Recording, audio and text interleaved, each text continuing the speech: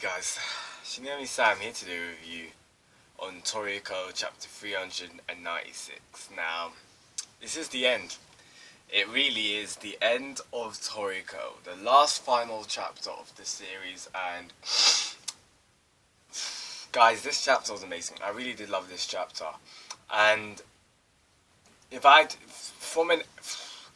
looking back on all the years of Toriko, like looking back on every single chapter I've read, this ends it amazingly. It really does. Now, obviously, it could have been better. Like if we could have gotten more exposition, if it didn't get rushed, if we had longer. But nevertheless, irrespectively of all those conditions, this chapter was still amazing, and I really did love it. And when I read this chapter, I was just happy. Like, I got a different feeling than I did when I read Bleach or when any of my other series that I loved ended. Because, with Toriko, I can't explain my love for this series. Like, the action, the feels, it's a journey, and I'm happy to go through at the end. And I'm happy to see it at the end when it's finished, because it's just awesome to see Mitsutoshi's masterpiece, all 396 chapters of it, all that greatness, all the things which were rushed, the things which we didn't get developed upon. I still loved it. I loved all of it, and yeah, it's just sad that it's gone. It really is, and I don't want to go delving into, Shonen Jump and all this kind of stuff. All I can say is, Weekly Shonen Jump, you've really lost a winner. You guys really have. But they're the ones who will suffer, in my opinion, at the end, and we'll see whatever happens in the future. But let's actually talk about this chapter and what I really love about it. First, let's talk about the colour pages, guys, because the colour pages were beautiful. We got two colour pages in this chapter, one with Toriko and Komatsu, and that just looks amazing. It just flowed back the nostalgia to me of when when they were in the human world and they were fighting, or when they first met, and Toriko's iconic orange jumpsuit, you could say. Like, it was amazing. I really did love that. And then the second one of Toriko eating with his gourmet appetites just got me freaking hyped. So we do know, it's basically confirmed in this chapter, we do know the colour of the third demon, and he's white. So that's pretty cool. Now, we get to see Blue, and again, I don't know if I've said this before, but in my opinion, I love Blue. Blue is my favourite demon, even considering third. I just love Blue, where his character, the personality, and just the hype, because he came from the Blue universe. Like, I wanted to know so much more about him. And obviously, I am gutted that we wouldn't find out more, but at least we got to see both of them fight in this arc. So that is actually something. Like, we saw Blue, Blue actually pierced through Acacia. I remember when that happened. Like, he did damage Acacia, and well, we know what the third freaking done to Acacia, so we don't need to talk about that. We don't need to talk about that madness again. But is this the first time? I believe it is the first time Toriko or someone has had a conversation or spoken with their gourmet appetites. Now, don't get me wrong.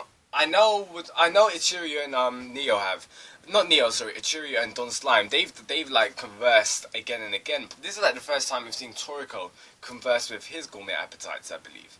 I may be incorrect. If I am, please let me know. But I really did like that, and they were all eating that, and I'm assuming that some blue ingredients were there, and compatible ingredients for the third as well, so that they can all eat together. And basically, they just told Toriko just the history of the universe, the history of the world, about the gourmet planets, about the gourmet Big Bang. And this is what I love about Toriko. It's so funny.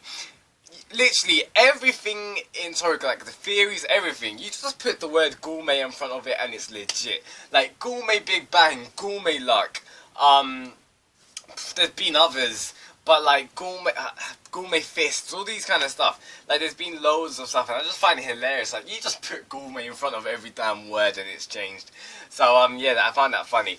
But yeah, so basically in this meeting, Toriko, his demons, they told him about the history of the gourmet Big Bang. And this is what Mitsutoshi, I really did like about this chapter. And what I did like about it was Mitsutoshi basically explored the space arc, what could have happened. So it was basically what could have been. And at least we got that. So that was amazing. At least we did get that. And practically, the Gourmet Big Bang, before I get into that, how amazing is it? On like the last chapter of a series, we're still getting more info. Like, I kind of love that. Like, it's wrapping things up nicely. This is what I call a wrap-up chapter. like trying to cover at least everything in its best conditions, and Mitsutoshi done it. But anyway, yeah, Toriko and his gourmet appetites basically spoke to Toriko, and they were telling Toriko about the gourmet Big Bang, and you know, just how it originated from it. And basically there used to be gourmet gods, and these gourmet gods, they're the ones who lived in the farthest lands, you know, the ones that Nacho and Acacia was always talking about going to.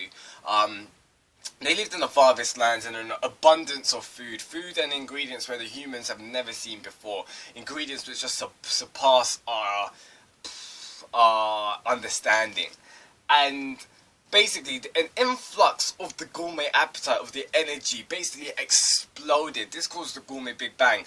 And in flight of this, a family of the gods, a gourmet god family, took their most sacred ingredients and ran, and they split up. These ingredients became to be the Earth's full course. Now, this gourmet god family seems to be Acacia's family. You know, Acacia, Froze, Midora, Ichiryu, and Jiro. Now, I'm trying to piece the sense of this. For me to understand this, I'm just going to assume that the gourmet gods are like reincarnated, like their spirit is within Acacia. Or maybe like their appetites were the gourmet gods. Something like that, I'm not sure. But basically, that's what Mitsutoshi was trying to relay onto us. That these gourmet gods, that family was Acacia and Froze and all those guys. So I really did like that. That was pretty cool. Now, it did get me hyped because it just imagined like they were the freaking gourmet gods. Like, imagine them, like, going into space. I would have loved to see that. And it just makes me reflect on the things which they've done. Because bear in mind, these gods, they went away to look after their full course. And the things that they've done, not just for the full course and the earth, like Midora sacrificing his life, Ichiryu sacrificing his life, Acacia sacrificing his life, Froze, Angio, like all of these guys, they were righteous. Like, I really did love what they did.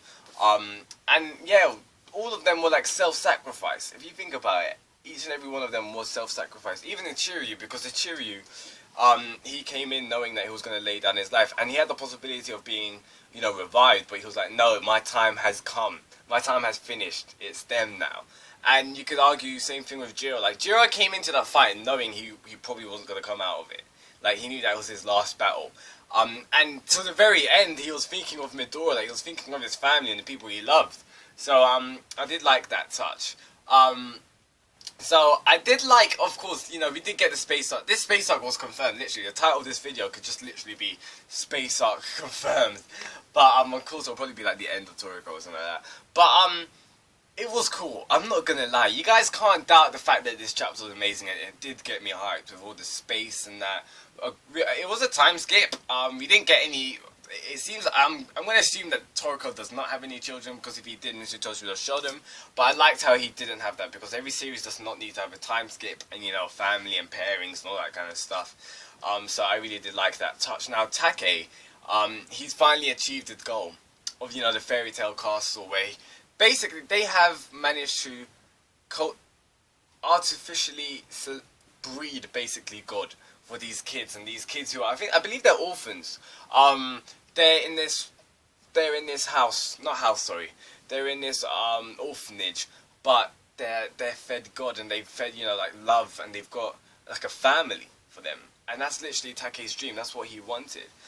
We find out with Ume. Ume's just a teacher. He's just literally teaching people at like a cook school kind of thing. But I gotta say, I did love that widespread page of when Toriko was there, because parallels straight back to chapter 1. I really did love the feels, you know, when he was catching something with his fishing wire. All of that was amazing. Now, guys, I gotta talk about the 8 Kings, because I love the 8 Kings. That was amazing when they were like, if a king has been defeated even once, he's no longer a king. That was beautiful. So right now in the gourmet world, the top of the top, they're fighting against each other to claim that title of the 8 Kings. So Bambina's no longer there.